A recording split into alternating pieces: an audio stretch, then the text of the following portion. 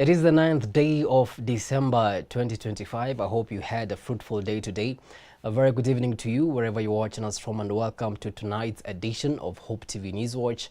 My name is Kimani and Boniface Morethi is our sign language interpreter. Now tonight, the Kenya Union of Clinical Officers has threatened to go on strike starting the 23rd of December following the expiry of a 21-day notice to the Ministry of Health.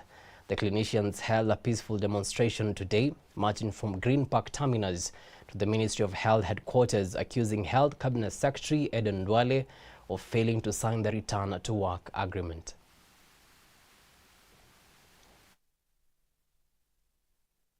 Treasury imekubali, SRC wamekubali, lakini kigugumizi imebaki kuwa waziri. Siku ikitimia tarehe 23 mwezi wa 12 tutaanza mgomo kirasmi na tutafunga hospitali zote nchini. We concluded the negotiation in September of 2025, 3 months ago. The documents are printed, ziko kwa meza ya CS for 3 months. For 3 months. Tunangoja document ambayo imemaliziwa. For 3 good months. Kwa hivyo sisi kama maafisa tabibu, tunasikia hii wizara inatudhararisha.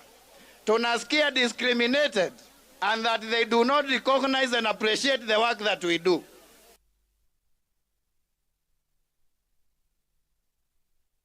Moving on swiftly, the Kenya National Commission on Human Rights has documented 57 deaths linked to violations to life between December 2024 and December this year. Most incidents occurred during civic unrest in June and July, including killings in Molo, Kiambu and Baragoi, as well as a death in police custody.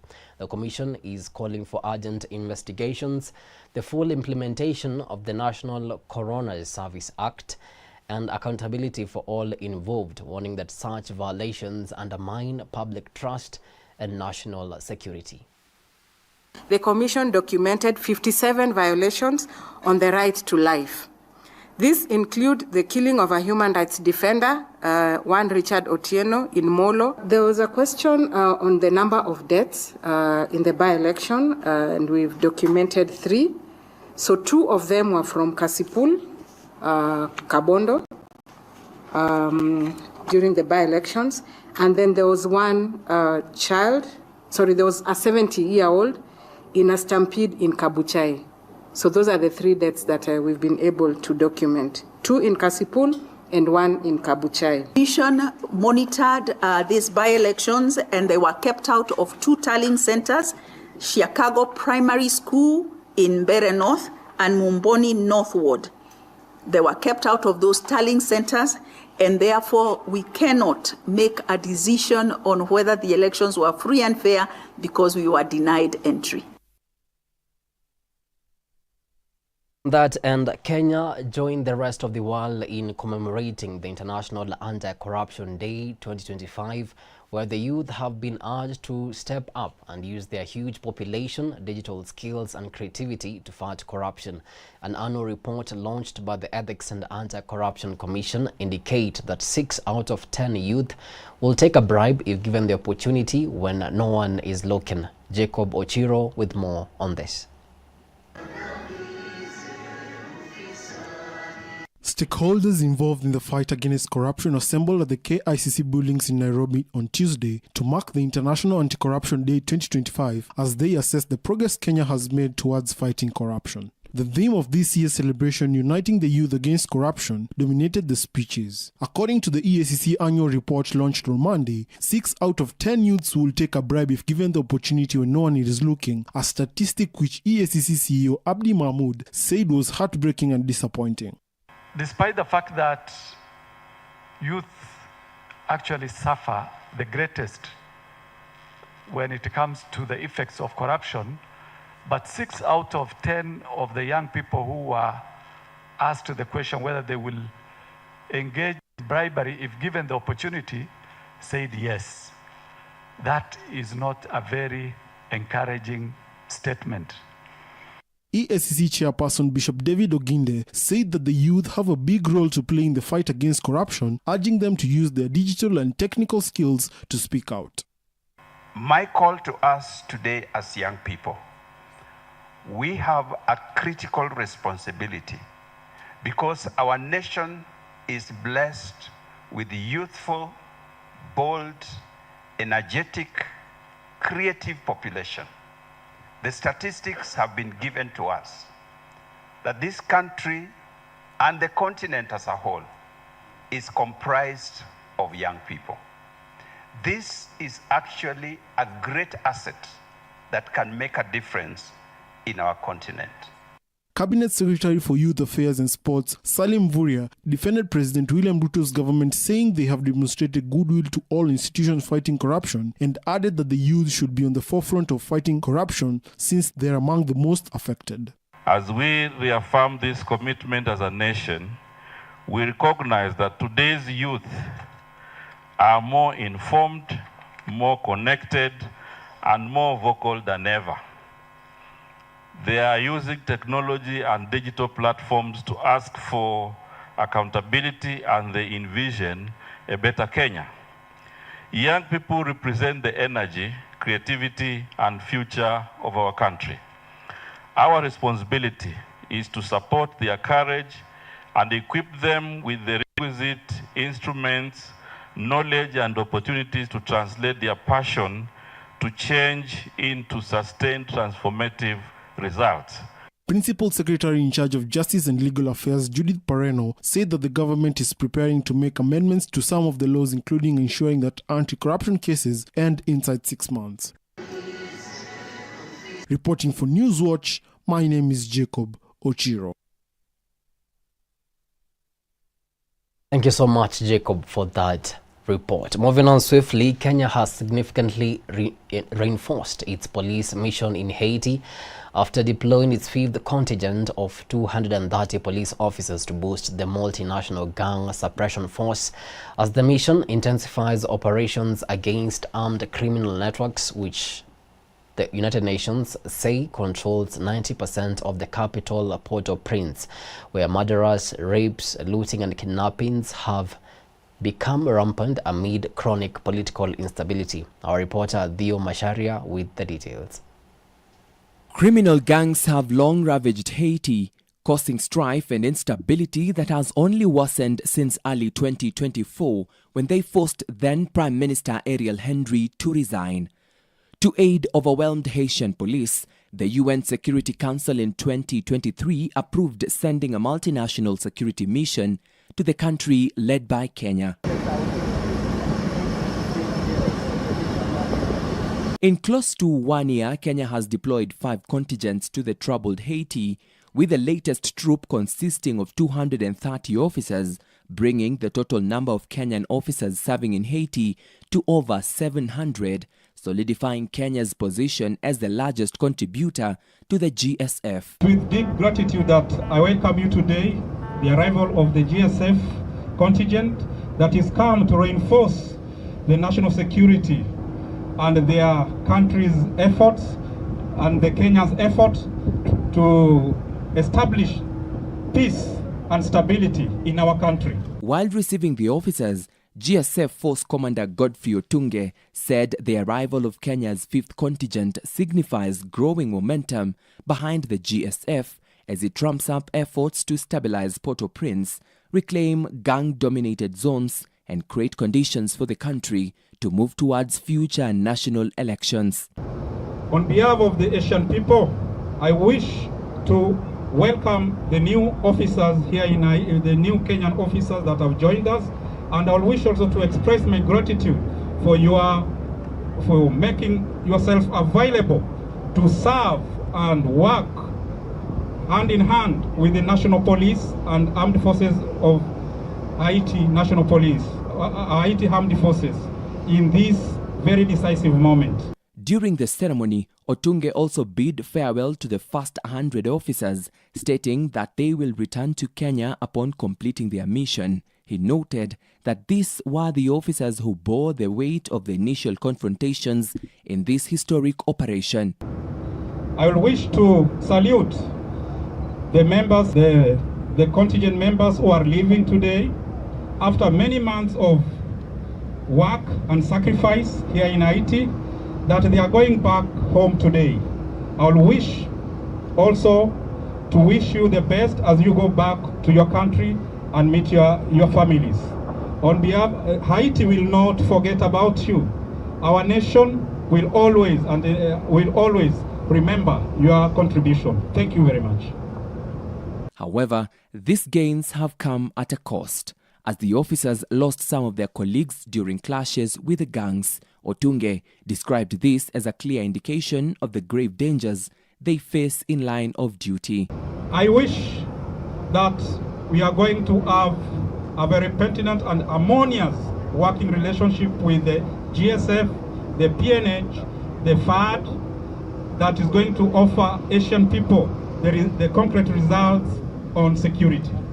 The officers now in Haiti remain confident of silencing the gangs, particularly in the West and Atibonite departments, two areas heavily affected by gang violence. Theo Masharia for Hope TV Newswatch. Thank you so much, Theo, for that report. President William Ruto has officially opened the Ngulia Rhino Sanctuary in Taita Taveta County, terming it a critical investment in conservation and national heritage. According to the head of state, this is evidence that Kenya has taken a major step forward in protecting its endangered rhino population. Glory Nkada tells us more. The rolling plains of Tsavo West National Park played host of a historical moment as President William Ruto commissioned the Tsavo West Rhino Sanctuary at Ngulia, a fortified conservation zone designed to expand and secure habitats for Kenya's endangered rhinos. We have in our custody nearly 78% of the global population of eastern black rhinos. This is not simply a conservation achievement. It is a sovereign responsibility of global significance. Our government is clear that natural capital is economic capital. And the Tsavo West Rhino Sanctuary stands firmly within our bottom-up economic transformation agenda, the National Wildlife Strategy 2030, and the Black Rhino Recovery and Action Plan.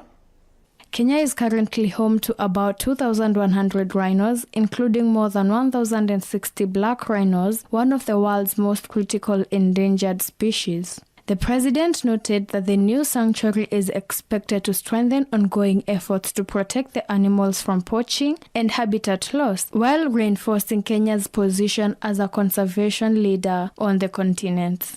Also present at the launch, National Security Advisor Monica Juma, who described the event as a major milestone in securing indigenous species and supporting communities that rely on wildlife tourism. So we desperately need more room for the rhinos to thrive, and what better place than to start at the Tsavo West National Park, the stronghold of rhinos in Kenya before their population was depleted to near extinction in the 70s. Black rhinos are, of course, critically endangered. Their survival is a responsibility we cannot outsource, that we cannot postpone or take lightly. According to Tourism Cabinet Secretary Rebecca Miano, the facility cements Kenya's standing as a global model of successful conservation. She says the sanctuary is the product of collaboration between government agencies, conservation groups, and tourist stakeholders are working together to boost habitat protection and expand wildlife population. The Tsavo West Rhino Sanctuary effectively grows from a 92 square kilometer protected enclave to a whopping 3,200 square kilometers expanse. And this is the largest of its kind on Earth. When you say in the world, it doesn't quite feel cool. It is on Earth.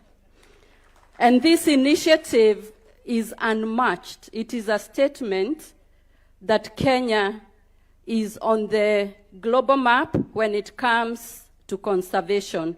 The Ngulia Rhino Sanctuary now standing as one of Kenya's most vital conservation assets, with hopes that it will significantly boost the long-term survival of one of the country's most iconic species, the black rhino. Reporting for Newswatch, my name is Glory Nkada. Thank you so much, Glory, for that report. Now, a major development in Kenya's youth employment agenda unfolded in Nairobi, where more than 30 chief executives and senior business leaders from leading private sector companies convened for a high-level breakfast meeting hosted by the United Nations Development Programme. The meeting saw the leaders explore collaborative pathways for expanding opportunities for young people under the Kenya Next Gen Acceleration Programme. Our reporter Alice Diana with more on this. Youth unemployment in Kenya remains a significant socio-economic challenge driven by a combination of rapid population growth, limited formal job opportunities, skills mismatches, and regional disparities in economic development.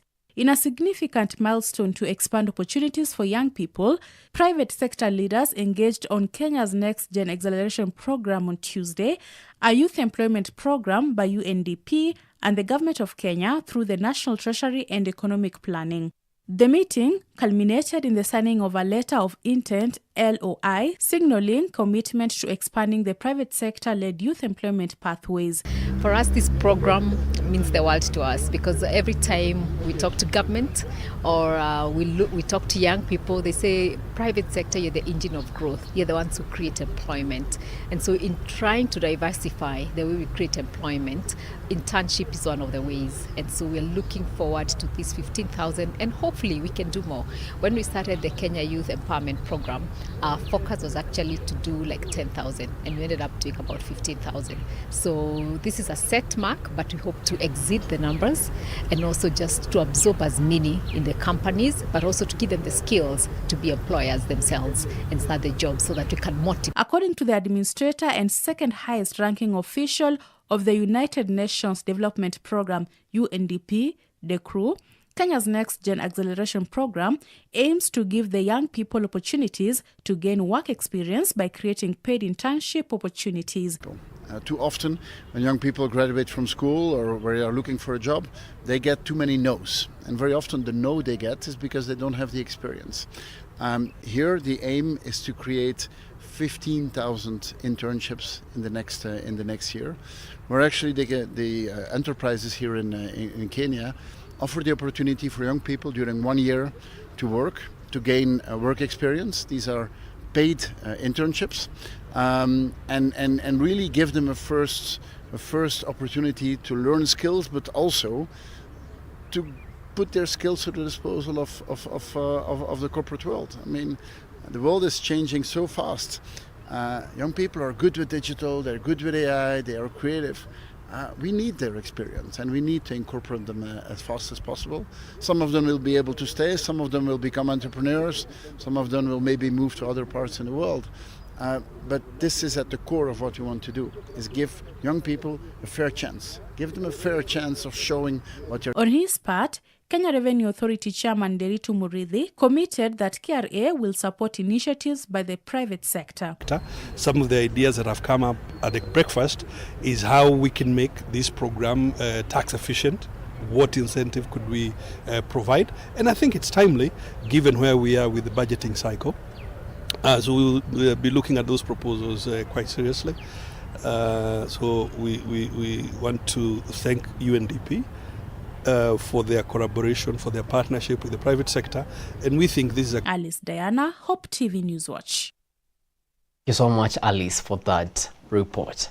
Moving on swiftly, Migori County residents have welcomed what they describe as a renewed sense of hope as long-stalled government projects come back to life. As Dolly Mbuvi now reports, a tour led by Deputy Chief of Staff Eliud Owalo has revealed major progress on key developments from roads and hospitals to housing and sports facilities, marking a significant push by the government delivery unit to fast-track service delivery. Migori residents have hailed the renewed push by the national government to fulfill its development promises with the resumption and nearly completion of long-stalled projects under an intensified oversight mission led by Deputy Chief of Staff Eliud Owalo. From new roads unlocking trade routes to hospitals that will save lives by cutting long journeys for care, the verification tour showcased tangible progress and a determination to fast-track development that improves everyday life for wananchi. The rationale of doing this, good people, is that More often than not, you find that the reports that we get from the line ministries and the implementing agencies by way of implementation status of various projects is not really the actual position on the ground. So we visit the projects physically to verify the status, determine if there are any challenges that need interventions at that upper level, with a view to having this project completed within the stipulated timeline. According to the resident, the newly Newswatch Level 3A hospital in Uriri will cut down on length they travel to seek treatment. The facility is set for equipping and commissioning in the coming weeks, with 98% of the work already done. The oversight mission also pointed to various major development projects which had suffered delays, some of which were presently progressing steadily. The Genge Mapera Rabur and Kamo Singo Nyadong roads in Suna East, Migori Stadium, Mabera Affordable Housing in Kuria West, Kegonga Level 4 Hospital in Kuria East, and Masara Suri Road in Nyatike. However, Walo also addressed the government changing approach to the creation of employment, ensuring opportunities in both the traditional sectors and the digital economy.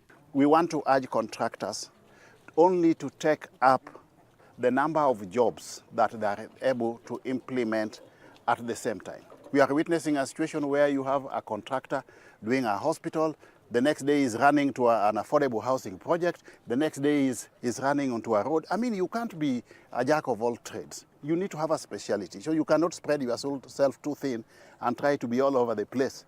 Then implementation becomes a challenge. Please, let contractors identify their thematic areas of core competency and stick to those lines so that we don't have challenges in implementation of next generational government projects.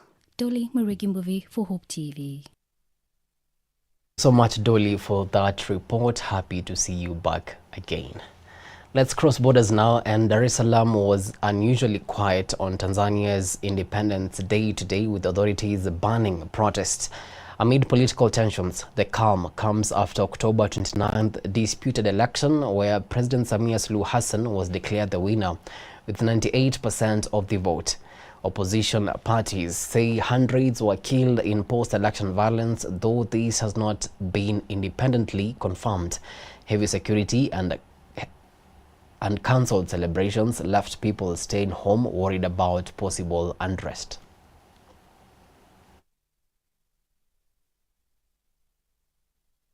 Now, around 100 school children kidnapped from a Catholic school in Niger State, Nigeria last month have been handed over to state officials a day after their release. However, dozens of the 315 students and staff abducted from the school remain missing. Authorities are continuing efforts to secure the safe return of the remaining students and staff.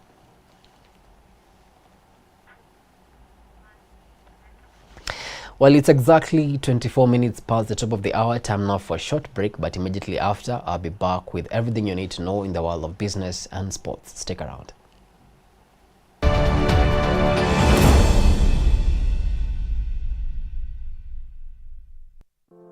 There's a world out there searching for hope, and you can help bring it home.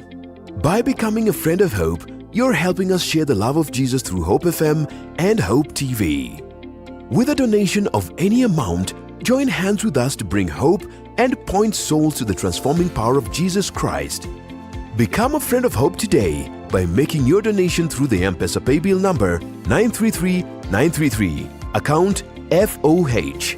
For more information on how to become a friend of Hope, call 0116-212-723 or email customerexperience@hopefm.org or visit www.hopemediakenya.org.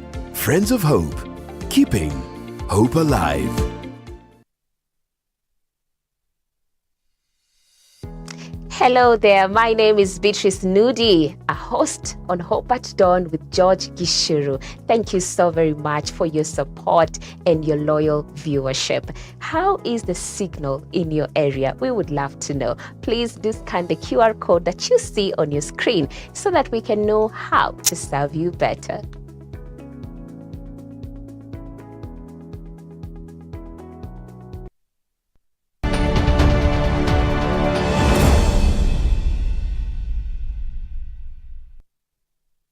Welcome back. You're watching Hope TV Newswatch. Now let's get down to business. NCBA Group has recognized top performers in Kenya's asset finance, insurance, premium finance, and bank assurance sectors at the 2025 Johari Finale in Nairobi. A total of 154 winners were acknowledged, including regional achievers from Mombasa, Eldoret, Thika, and the Mount Kenya region.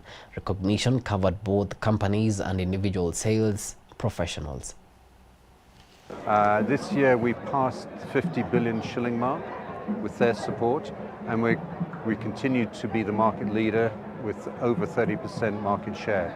So incredibly grateful that they've helped us in this journey during the course of this year and achieving our strategic objectives. As a market leader in asset finance, we have been at the forefront of shaping how business is done in an integrity way, in terms of also being able to ensure that we advance key innovations like technology. And also NCBA is beautiful because they've invested a lot in quick turnaround time. If this whole conversation started, but the customer takes 3-4 weeks, he will lose interest. But with NCBA, we are able to get an answer within 48 hours and sometimes even faster.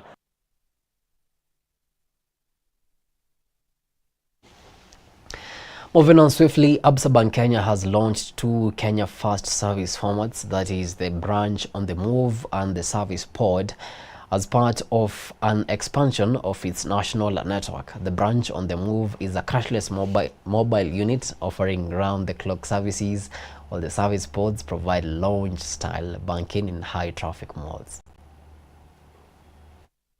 Represent a brand in motion, right? A brand that's not fixed, that's not stagnated. It's a brand that interacts with consumers and really listens to and responds to what the consumers need. Consumers now want what I would say a phygital experience, right? There's the physical aspect of it. There are things that they want to come and have a conversation with us about face to face. And there's stuff that they're okay to just do digitally, right? And therefore, I think these two innovations, the service pod and the branch on the move, really exemplify that. A branch on the move to make sure we take financial services closer to where customers are, to complement what is a big drive that we have on digital. As customers access financial services on digital, they're asking of us to be present, to drive the trust through proximity.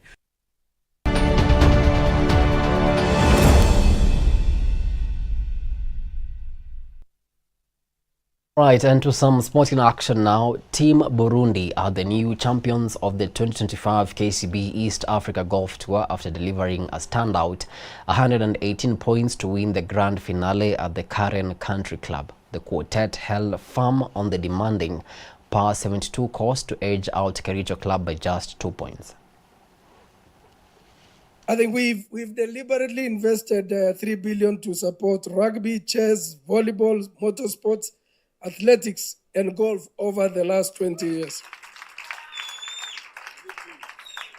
It's important for us to note that we spent almost 700 million across various events and tournaments. And for me, since I took over as CEO, I said those events must be regional. They must be regional. So across the board, it's been about the game, but it's also been about supporting our priority SDGs. And I think finally an important aspect of the East Africa Golf Tour for us is that we are also using this opportunity to visit our customers, to spend time with them, get closer to them, and above all, support them in the things that they are passionate about. When you see KCB purpose being for people for better, it's simple. In whatever we do, for whoever we touch, we will leave them better.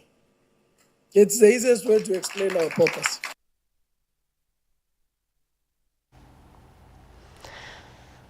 Now, Posta Rangers have climbed to 4th in the FKF Premier League standings after a sharp 2-0 victory over Nairobi United at Kasarani Annex, with early goals from Jackson Odwang and Brian Otieno sealing a second straight win under interim coach Charles Omondi. Meanwhile, Mara Sugar edged Mathare United 1-0 to snap a 3-match slump, pulling out of the relegation zone as Mathare missed yet another chance to close in on the top pack. kabisa kutuliza. Papo hapo aliunganisha. Good shot inapigwa na Jackson Dwang. Inakwenda kukaa kwenye kamba. Na wananyaraka wanatangulia katika mchezo wa siku ya leo. Jackson Dwang litaka kushtukiza tu au kumshtukiza Kevin Oduor. Kina alikuwa mahali pake, lakini mpira kunyanyuka. Papo hapo Caleb Olino Kalwes kwake Chonjo.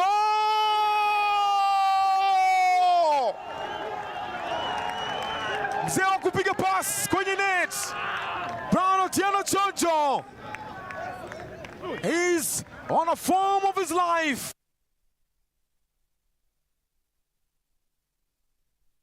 Now, Manchester United have climbed to 6th in the English Premier League table after a commanding 4-1 victory over struggling Wolves at Molineux Stadium. Bruno Fernandes struck twice, supported by goals from Brian Mbeumo and Mason Mount, as the Red Devils cruised past a Wolves side still winless under Rob Edwards. The defeat leaves Wolves rooted to the bottom, 13 points from safety.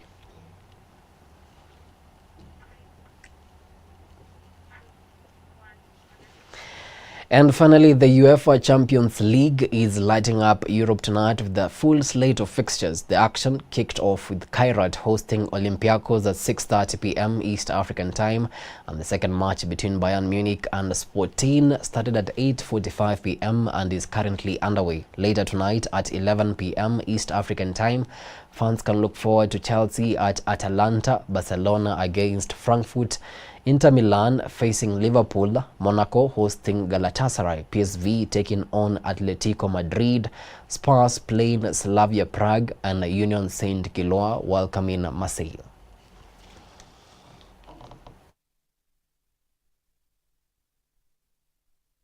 We come to the end of our news tonight. Many thanks to you for making time to watch Hope TV Newswatch.